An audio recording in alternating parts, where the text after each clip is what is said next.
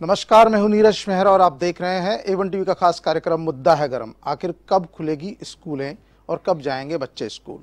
देश भर में कोरोना संक्रमण थोड़ा कम हुआ है, हालांकि देश में कोरोना की तीसरी लहर का असर भी देखने को मिल रहा है, लेकिन इसके बावजूद देश के करीब 13 राज्यों में 9वीं से 12वीं तक के स्कूल खोले जा चुके हैं। लेकिन राजस्थान में अभी तक भी सरकार ने इस पर कोई निर्णय नहीं किया है।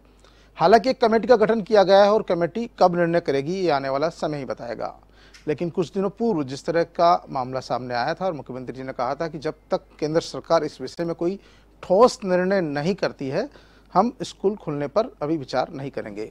हालांकि सरकार ने इस विषय पर जो विशेषज्ञ हैं उनसे भी बातचीत की, शिक्षाविदों से भी बातचीत की, स्कूल संचालकों से भी बातचीत की है, लेकिन अभी तक कोई निर्णय पर नहीं पहुंच पाए हैं। इन्हीं तमाम बातों पर चर्चा के लिए मेरे साथ स्टूडियो से जुड़ रही हैं स्नेहलता साबू जी हैं, सचिव है वेलफेयर सोसाइटी की, और राधेश्याम मेहता है, स्कूल परिवार से आते हैं। हेमलता शर्मा जी भी हमारे साथ जुड़ रही हैं, जो स्कूल परिवार से आती है, फ़ोन से जुड़ रही हैं। हेमलता जी, आपका भी स्वागत है। तो सबसे पहले मैं बात करूंगा हेमलता शर्मा जी से। हेमलता जी, आप लोग क्या सोचते हैं, क्या राजस्थान में भी स्कूलें खुल जानी चाहिए? अब सरकार को अनुमति दे देनी चाहिए, क्योंकि अब लोग भी परेशान हो गए हैं। वो भी सोचते हैं हमारे बच्चे स्कूल जाएं, क्योंकि लोगों को स्कूल के दर्शन करे ही साल से 1.5 साल होने वाला है। बिल्कुल, आपने ठीक कहा। देखिए सर, बच्चों की मानसिकता पे इसका बहुत बड़ा असर पड़ रहा है। एकेडमिक का तो पड़ ही रहा है, परंतु मानसिकता पे जो असर पड़ रहा है और जो मोबाइल डिवाइस है उससे जो दुष्प्रभाव पड़ रहे हैं बच्चों के, एक मैं कहूंगी कि एक मासूम मस्तिष्क पे जो इसका दुष्प्रभाव पड़ रहा है वो आगे समय में हम लोगों को भुगतना पड़ेगा, पेरेंट्स को भुगतना पड़ेगा। एंड बेसिकली बच्चे जो हैं, स्टूडेंट जो हैं वो सफरर है, वो बच्चे इससे प्रभावित हो रहे हैं। और मुझे ऐसा लगता है कि स्कूलों को बहुत ही सॉफ्ट टारगेट के अंतर्गत एक राजनीतिकरण किया गया है इस मुद्दे का, जहाँ पे पूरा मार्केट खुल चुका है, जहाँ पे हर चीज खुल चुकी है, सिनेमा हॉल जैसी चीजें खुल चुकी है, दारू के ठेके खुल चुके हैं। वहाँ स्कूल एक ऐसी चीज है जो विच इज नेसेसरी, ये एक मैंडेटरी पॉइंट होना चाहिए, उसको आज तक बंद कर रखा है। और अगर बंद भी रहता है, मैं यहाँ दूसरी बात कह रही हूँ, अगर स्कूलें बंद भी रहती है तो एटलीस्ट ऐसी नीतियां तो बनाई जाए जिससे स्कूलें बंद नहीं हो। जब एक तरफ सुप्रीम कोर्ट ने ये कह दिया कि आप आरटी का भुगतान करोगे, इनको निर्देशित किया बकायदा कि 31 जुलाई से पहले आप तमाम प्राइवेट स्कूलों को अब तक का बकाया भुगतान आप करेंगे। और आप सरकार की हठ धर्मिता देखिए कि सरकार सुप्रीम कोर्ट के फैसले का भी ये अवमानना करे, which is a contempt of the court. और इनको किसी बात का भय ही नहीं है। इनको लगता है स्कूल एक बहुत सॉफ्ट टारगेट है, उसको टारगेट किया जा सकता है। ये शायद भूल गए कि ये 51,000 राजस्थान में स्कूल, जिसमें 90 लाख विद्यार्थी पढ़ते हैं, 11 लाख कर्मचारी जो आज बेरोजगार हो चुके हैं, परंतु किस लेने वाला कोई नहीं है। 1 दर्जन से ज्यादा हमारे संचालकों ने आत्महत्या कर ली है, परंतु सरकार ने आज तक स्थित नहीं ली है। अतः हम लोग अब सफर हो चुके हैं, हम लोग तंग आ चुके हैं। और अंत में हम लोगों ने ये फैसला किया है कि आज ब्यावर से सुबह 9 बजे हमारी पैदल यात्रा मशाल के साथ शुरू हो चुकी है। और ये जयपुर में आएगी, 33 जिलों की मशाल जलेगी, हजारों लाखों की तादाद में संचालक इकट्ठा होंगे और मजबूरन हमें सीएम साहब का घेराव करना पड़ेगा हमारी जायज मांगों के लिए। हमारे पास में अन्य कोई इन्होंने विकल्प छोड़ा ही नहीं है। हम मरने के लिए अपने संचालकों को सर नहीं छोड़ सकते। और आपके चैनल को मैं आज बहुत बहुत धन्यवाद दूंगी सर, ये बर्निंग इशू आपने उठाया और हमारी पीड़ा को आपने समझा और आम जन तक इसको, हमारी सच्चाई को पहुंचाने का प्रयास किया। Thank you so much. बहुत बहुत धन्यवाद हेमलता जी। ये हेमलता जी थी जिनका साफ कहना था कि स्कूल संचालक एक रैली निकाल रहे हैं और अब सीएम हाउस का घेराव करेंगे, क्योंकि उनके पास यही विकल्प है। स्नेहलता जी, आपको क्या लगता है, सरकार को इस पर त्वरित फैसला करना चाहिए या अभी तक वेट करना चाहिए? क्योंकि कोरोना की तीसरी लहर का असर देखने को मिल रहा है। राजस्थान में हालांकि मरीजों की संख्या बहुत कम है, लेकिन दूसरे प्रदेशों की बात करें तो वहां लगातार मरीज बढ़ रहे हैं। आपको क्या लगता है, क्या होना चाहिए? देखिए सर, दूसरे प्रदेश में केरल की हालत देख ही रहे हैं। अब वापस लॉकडाउन हो गया और बढ़ भी रहा है वहां पे। तो राजस्थान में भी अपने को थोड़ा वेट करना चाहिए। इतना वेट किए हैं तो 2 महीने और रुक जाना चाहिए। अपन बच्चे, छोटे छोटे बच्चों के साथ अपन ये नहीं खेल सकते कि स्कूल खोल दें और बच्चे एक साथ 70, 80 बच्चे एक क्लास में बैठते हैं, क्योंकि बच्चे केयरलेस होते हैं, वो नहीं कर पाते, ना पूरे प्रिकॉशंस रख पाएंगे। तो इसलिए हम, मेरे ख्याल से, मेरा तो पर्सनल यही है कि 2 महीने अपने को वेट करना चाहिए। 2 महीने वेट करना चाहिए राधेश्याम जी, क्योंकि देखिए जब स्कूलें खुली भी है, दूसरे प्रदेशों की बात करें तो वहाँ पे बच्चों का प्रतिशत बहुत कम रहा है। अभिभावक अभी भी डरे हुए हैं और स्कूल संचालकों ने भी कहा कि हमारे पास व्यवस्थाएं पूरी नहीं है। आपको क्या लगता है, क्या होना चाहिए इसमें? देखिए सर, स्कूल को ओपन करने का जो भी एक डिसीजन होता है वो कहीं ना कहीं एक ICMR का जो एक सर्वे होता है उसके अकॉर्डिंग भी होता है। WHO का क्या कैलकुलेशन होता है उसके ऊपर, उसको एक सेंट्रल गवर्नमेंट और स्टेट गवर्नमेंट बैठ के एक पॉलिसी बनाती है, उसके तहत ये डिसीजन लिया जाता है कि स्कूल को ओपन किया जाए या नहीं किया जाए। ICMR ने जो पहला जो सर्वे किया उस सर्वे में बिल्कुल क्लियर कहा गया कि छोटे बच्चों में ऑलरेडी इम्यूनिटी डेवलप होती है। जी जी। तो और एक जो हमारा एक जो न्यूज़पेपर है उसने भी जो भी पेरेंट्स का एक जो सर्वे किया उसमें 46% पेरेंट्स ने कहा कि बच्चे घर बैठे बैठे एक मेंटली उसमें जो प्रॉब्लम्स को फेस कर रहे हैं, बच्चों में कहीं ना कहीं एक उदासीनता का माहौल है, और बच्चों में जो एक मोटिवेशन जो स्कूल में जाकर मिलता है, उस बच्चे की प्रॉपर काउंसलिंग होती है, वो कहीं ना कहीं बच्चे उससे दूर होते जा रहे हैं।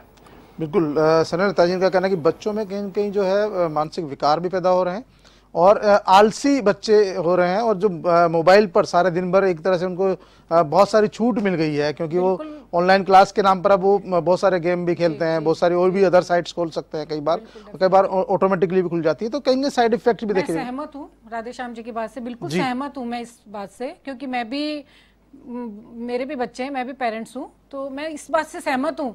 लेकिन कि सरकार भी फैसला तभी देगी जब उनको ऊपर से या WHO इनसे सबसे मिलेगा कि हाँ अब आप खोल सकते हैं, अब कोई खतरा नहीं है। लेकिन सरकार भी यही सोचकर या ये वेट कर रही है कि 2 महीने निकल जाएं कि थर्ड वेव आएगी या नहीं आएगी, अभी कुछ नहीं कह सकते। बाय चांस अब स्कूल खुल जाते हैं और अभिभावक असमंजस की स्थिति में है कि हम बच्चों को भेजें या नहीं भेजें। कल को स्कूल खोल भी देते हैं, मुझे नहीं लगता कि 100% अभिभावक बच्चों को स्कूल भेजेंगे, नहीं भेजेंगे। वो बोल देंगे कि उदासीन है, आलसी है, कुछ भी बोलेंगे मतलब, लेकिन देखो बच्चे के जान के प्रति तो नहीं खिलवाड़ करेंगे अभिभावक, जो मेरा मानना है। पढ़ाई को देखते हुए उनको ऐसा नहीं है, रहना मंजूर है, लेकिन देखो जान के प्रति जोखिम तो नहीं लेंगे। सनलता जी, आपको क्या लगता है, सरकार को डिसीजन कर लेना चाहिए या अभी केंद्र सरकार की गाइडलाइन का इंतजार करना चाहिए? केंद्र सरकार की गाइडलाइन का तो वेट करेगी भी नहीं सरकार अपना नहीं, मुख्यमंत्री जी ने साफ कहा है कि केंद्र सरकार जो गाइडलाइन देगी हम उसी के अनुसार काम करेंगे। उन्होंने साफ कह दिया इस बात को, स्कूल खोलने को लेकर हम कोई जल्दबाजी नहीं करेंगे इस पर, जब तक केंद्र सरकार की WHO की कोई गाइडलाइन नहीं आती है राजस्थान सरकार कोई डिसीजन नहीं करेगी। हाँ तो अच्छी बात है, नहीं करेगी तो स्कूल का तो मैं 2 महीने तो वेट करना ही चाहिए। और स्कूल का जहाँ तक है कि हम मशाल लेके कर रहे हैं, स्कूल वालों का तो कभी पेट भरेगा भी नहीं, कभी नहीं भरेगा स्कूल वालों का पेट। तो उनको हर तरह की फीस ले रहे हैं वो बराबर, हर तरह की ट्यूशन फीस ले रहे हैं, कहीं कोई कटौती नहीं है, फिर भी उनको फीस की पड़ी है कि हमें फीस लेनी है अभिभावकों से। और शुल्क भी लगा दिए हैं, अभी एक्स्ट्रा शुल्क भी लगाए हैं कि हमें ऑनलाइन पढ़ाना पड़ रहा है, उसके एक्स्ट्रा शुल्क ले रहे हैं।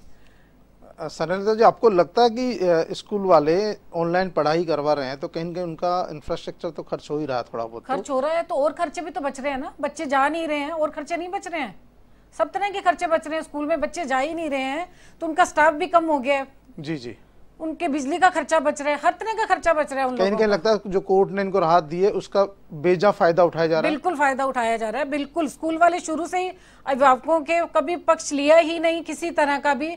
हर तरह की दुकान खोल रखी है स्कूल वालों ने। अब मैं तो यही कहूंगी कि नई तरह की दुकान और खुल गई जो इनको फायदा ही फायदा है।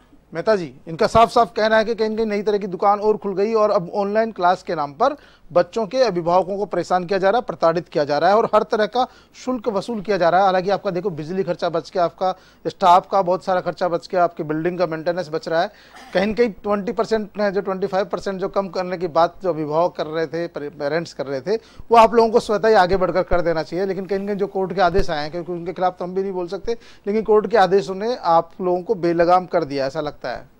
देखिए सर, ऐसा है कि कोर्ट का आदेश के बावजूद जो सुनीलता जी जो बात कर रही है, मैं ये कहना चाह रहा हूँ कि ये मात्र 100 स्कूल भी नहीं होंगे जो 100% फीस की स्नेहलता जी ने कहा, तो वो उसमें, लेकिन हम जैसे उसमें गाँव में जाकर देख रहे हैं तो स्कूलों की ये कंडीशन है कि ना तो उनके पास में ऑनलाइन कोई जो स्टार्ट करने की कोई प्रॉपर उसमें फैसिलिटी है और ना ही पेरेंट्स स्कूल में जाके देख रहा है।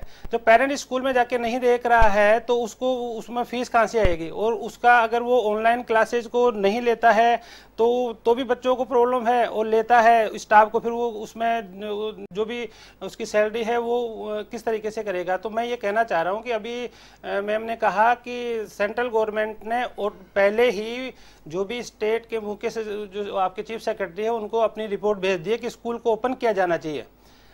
और उसमें फिर उसमें 2 अगस्त से जो उसमें श्रीमान जो मंत्री महोदय ने ये डिसीजन लिया कि 2 अगस्त से स्कूल ओपन होंगे नर्सरी टू 12th क्लास तक। लेकिन फिर मुख्यमंत्री जी ने कहा कि भाई इसके ऊपर एक कमेटी बनाई, कमेटी के ऊपर उनकी कमेटी एक डिसीजन लेगी।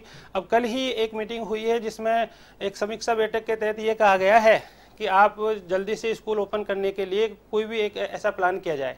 साथ ही मैं ये भी कहना चाहता हूं कि स्नेहलता जी ने कहा कि स्कूल बच्चों के लिए जैसे पेरेंट्स असमंजस की स्थिति में है, तो जो पेरेंट्स यदि अगर स्कूल बच्चों को नहीं भेजना चाहता है तो वो उसके लिए स्कूल ऑनलाइन फैसिलिटी प्रोवाइड कर रहा है, और जो भी पेरेंट्स बच्चों को स्कूल भेजना चाह रहा है उसके लिए ऑफलाइन क्लासेस स्टार्ट होगी। बता जी, ऐसा तो नहीं अभी स्कूल संचालक दबाव बना रहे हैं सरकार पर भी, अभिभावकों पर भी, ताकि फीस वसूल हो जाए, क्योंकि बहुत सारे स्कूल्स में अभी फीस जमा नहीं हुई है। सर देखिए, ये मैं स्नेहलता जी की बात से बिल्कुल भी एग्री नहीं करता कि स्कूल संचालक के लिए आपके एक पेरेंट्स के लिए एक बच्चा होता है जी, लेकिन स्कूल डायरेक्टर के लिए, स्कूल टीचर्स के लिए जो सारे बच्चे हैं वही उनके बच्चे होते हैं। ये जो जैसे एक कहीं ना कहीं गवर्नमेंट की टेंडेंसी, गवर्नमेंट के लिए मैं स्पेशल तौर पे कहूंगा कि गवर्नमेंट को एक पहले ही लास्ट कोविड में ही एक पॉलिसी बनानी चाहिए थी। इन्होंने एक पेरेंट्स और एक टीचर के बीच में एक ऐसी खाई बना दी है जिसमें कहीं ना कहीं बच्चों को लॉस हो रहा है। हर बात में पेरेंट्स को फीस की लगती है। मैं आपको ये कहना चाह रहा हूँ कि जैसे ऑनलाइन क्लासेज में जो टोटल टीचर आ रहे हैं, बहुत से स्कूलों ने अपने स्कूल में सेटअप रखा है, तो उसमें टीचर को तो घर पे उस स्कूल में ही आना पड़ेगा। जी। और उसमें आपके जैसे लाइट का भी उसमें चल रहा है, बसेज खड़ी हैं, उनकी इंश्योरेंस है, उनकी जो भी आपके इंस्टॉलमेंट है वो प्रॉपर रूप में जा रही है। कई स्कूलों की ये कंडीशन है, जैसे हेमलता मैम ने कहा कि उसमें 26 के ऊपर जो है वो स्कूल संचालकों ने उसमें सुसाइड किया है। और जो पेरेंट्स खत्म हुए हैं उनका क्या? संचालकों ने तो कर दिया, जो पेरेंट्स खत्म हो रहे हैं, बेचारों के बच्चे खत्म हो गए, कोरोना के अंदर बुरी हालत है, फिर भी फीस के लिए हम तो फीस लेंगे। मतलब जो पेरेंट्स गए उनका क्या, और जो बच्चे खत्म हो गए उनका क्या? अनाथ हो गए बच्चे। हमारे प्रदेशाध्यक्ष श्रीमान अनिल जी शर्मा ने पहले ही उसमें आपके चैनल के ऊपर बैठ के ये अनाउंसमेंट किया है कि कोई भी पेरेंट्स अगर कोविड की वजह से गया है तो उसको हम आगे तक जो 12th क्लास तक आगे की जो फ्री हो वो उसमें एजुकेशन बिल्कुल होगा। लेकिन अनिल जी बिल्कुल 100% होगा। लेकिन अनिल जी क्यों नहीं आप लोगों की जो बना हुआ संगठन है वो आगे आके पहल करता है कि कोरोना के चलते भले भी कोर्ट ने राहत नहीं दी हो अभिभावकों को, कोई प्रतिशत तय कर दे कि हम 10%, 15% इस कोरोना को देखते हुए हम फीस कम लेंगे, हम एडमिशन फीस में कमी करेंगे, तो कहीं ना कहीं तो अभिभावकों को थोड़ा राहत मिले। क्योंकि देखिए बहुत जो निजी सेक्टर के लोग हैं उनकी जॉब नहीं रहे, नौकरियां नहीं रही है, स्कूल में पढ़ाना भी जरूरी है। जो बच्चा आपके पास 10 साल से पढ़ रहा है, प्रेप से पढ़ रहा है, 10वीं क्लास में है, 12वीं क्लास में है, और रेगुलर उन्होंने फीस दी है, कभी आपको मना नहीं किया, लेकिन जब आज परिस्थितियां ऐसी बन गई, उस स्थिति में यदि वो अभिभावक चाहता है कि मुझे थोड़ी रियायत आप भी दें, राहत दें, तो ऐसी स्थिति में आपकी परिषद को भी सोचना चाहिए, बैठकर निर्णय करना चाहिए कि हम अभिभावकों की कैसे मदद करें, ताकि आपका और जो अभिभावकों का एक रिश्ता है वो भी बना रहे, आपके और बच्चों के बीच का जो रिश्ता है शिष्य और गुरु का वो भी मजबूत हो, और कहीं ना कहीं इसका एक मध्यम रास्ता भी निकल जाए और सरकार को भी स्कूल खोलने में तकलीफ नहीं हो। क्योंकि देखिए आपने कहा 2 अगस्त से सरकार ने तय कर दिया था, लेकिन जैसे ही विरोध हुआ सरकार को लगा, और जैसे ही कोरोना की तीसरी लहर के मरीज आने शुरू हुए केरल में खासतौर पर, तो सरकार को लगा कि नहीं, इस पर अभी रुकना चाहिए। 13 राज्यों ने चालू कर दिया, लेकिन फिर भी वहां पर बच्चों की संख्या उतनी नहीं है जितनी होनी चाहिए। तो कहीं ना कहीं आप लोगों को भी सोचना होगा, थोड़ा सा सकारात्मक दृष्टि सोचना होगा कि आपके 10% या 20% कम करने से अगर आपका पूरा बच्चों का फीस आ जाता है, अभिभावकों को राहत मिल जाती है, तो एक बड़ी नई शुरुआत होगी। सर मैं ये कहना चाहता हूँ कि श्रीमान हमारे जो प्रदेशाध्यक्ष अनिल जी शर्मा ने ऑलरेडी सभी स्कूल्स को ये निर्देश दिया है कि जो भी कोविड की वजह से पेरेंट्स उसमें गए हैं उनको फ्री ऑफ एजुकेशन दिया जाए, और साथ ही बिल्कुल मैम आपको मैं ये बार बार ये कहना चाह रहा हूँ कि ये मात्र केवल 100 भी स्कूल नहीं है, लेकिन 49,000 ऐसे स्कूल्स हैं ऑलरेडी जहाँ पे ये जो स्कूल ऑलरेडी बिल्कुल सफर कर रहा है। इन पेरेंट्स का हमने कम किया, लेकिन अनिल जी जब जो नामचीन स्कूल है ना, उनमें ऐसा कुछ भी नहीं हो रहा।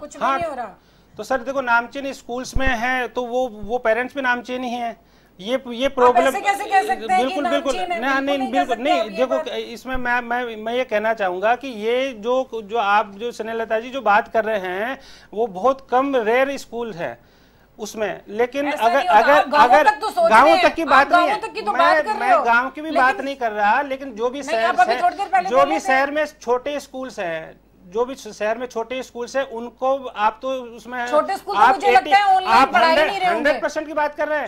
अगर उनकी 40% 50% फीस भी आई है तो आप सर्वे करके देख लीजिए। काय का सर्वे पता है ऑनलाइन छोटे बच्चों के तो मैं एक बात मुझे तो आपको लगता है स्कूल संचालक स्कूल खोलने के लिए तैयार है, पूरी तरह से प्रिपेयर है, स्कूल वाले तैयार है, बिल्कुल स्कूल खोल सकते हैं, कोरोना का जो गाइडलाइन है सबका प्रोटोकॉल को पालन करने की स्थिति में है सभी स्कूल वाले? सर सभी स्कूल से हम जैसे उसमें मैं आपको क्लियर बात बताऊं कि हमारी जो स्कूल शिक्षा परिवार है सभी स्कूलों तक पहुंच रहा है और सभी स्कूल से संचालकों से ये इसमें एडवाइस ली जा रही है, सभी एग्री कर रहे हैं। सभी स्कूल को ओपन करने के लिए अगर गवर्नमेंट अगर 50% का फॉर्मूला भी लेके आती है कि जैसे मान लो आपके 9 डेज के बाद में बच्चा को उसमें क्वारंटाइन रहता है, तो वो सारी उसमें फैसिलिटी उसमें प्रॉपर वे में बच्चे की सिटिंग प्लानिंग है वो उसमें टोटल हो रही है। लेकिन गवर्नमेंट की मंशा तो हो उसके लिए सबसे मेन इंपॉर्टेंट ये है कि जैसे मान लो एक मैं यहाँ पे ये जैसे ये बीजेपी उसमें प्रवक्ता बन के आए मैम है, तो अभिभावक के तौर पर बैठे हैं यहाँ पे, मैं जैसे जो भी पेरेंट जो अगर स्कूल न खोलने के पक्ष की बात बता रहा हूँ, एक बीजेपी प्रवक्ता ने ये कहा कि स्कूल ओपन उसमें किए जाने चाहिए। जैसे 2 अगस्त का स्कूल अनाउंसमेंट होता है ओपन होने का, वही व्यक्ति दूसरे दिन आके दूसरी डिबेट में बोलते हैं राजनीति नहीं होनी चाहिए, इसमें राजनीति है। तो कब तक जो कांग्रेस गवर्नमेंट है कि आपके जो भी आपके रूल उसमें अपोजिशन है उनका कहना मानेगी, उनको ये देखना चाहिए कि बच्चे कितने सफर हो रहे हैं, हम किस प्लानिंग के तहत स्कूल को ओपन किया जाना चाहिए। बिल्कुल स्नेहलता जी, इनका कहना है सीधी सीधी इस विषय पर राजनीति नहीं होनी चाहिए और सरकार को भी अभिभावकों का भी पक्ष देखना होगा और स्कूल संचालकों का, और बच्चे जो प्रभावित है सबसे ज्यादा सोचते हैं और अभिभावकों की यही है कि स्कूल खुल भी जाएंगे तो वो असमंजस की स्थिति में है कि हम खोले, हम बच्चों को भेजें या नहीं भेजें।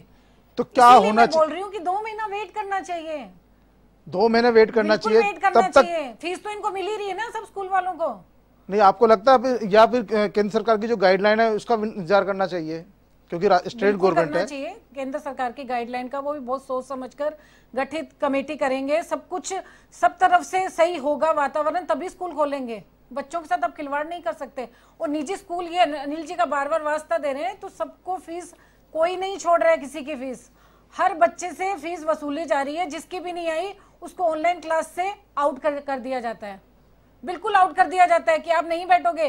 कोई उनकी परिस्थिति नहीं पूछता है, घर में क्या चल रहा है, क्या कोई मतलब नहीं है इनको सिर्फ फीस से मतलब है, सिर्फ फीस से मतलब है। आपको क्या लगता है गाइडलाइन का इंतजार करना चाहिए या स्कूल खोल देना चाहिए? देखिए ऐसा है कि ऑलरेडी 13 जो स्टेट में इसमें जो स्कूल ओपन हो चुकी है, मैं ये नहीं कह रहा कि आपको नर्सरी से 12th क्लास तक है, लेकिन आपको 9th उसमें 12th क्लास तक हो या 6th से 12th क्लास तक हो, किसी भी रूप में स्कूल को ओपन किया जाना चाहिए। और एक बार और साथ ही मैं ये भी कहना चाह रहा हूं, धन्यवाद अनिल जी आपका और स्नेहलता जी, आप दोनों ने अपनी अपनी बात रखी। तो ये थे अनिल जी, माफ कीजिएगा, राधेश्याम मेहता जी और स्नेहलता जी।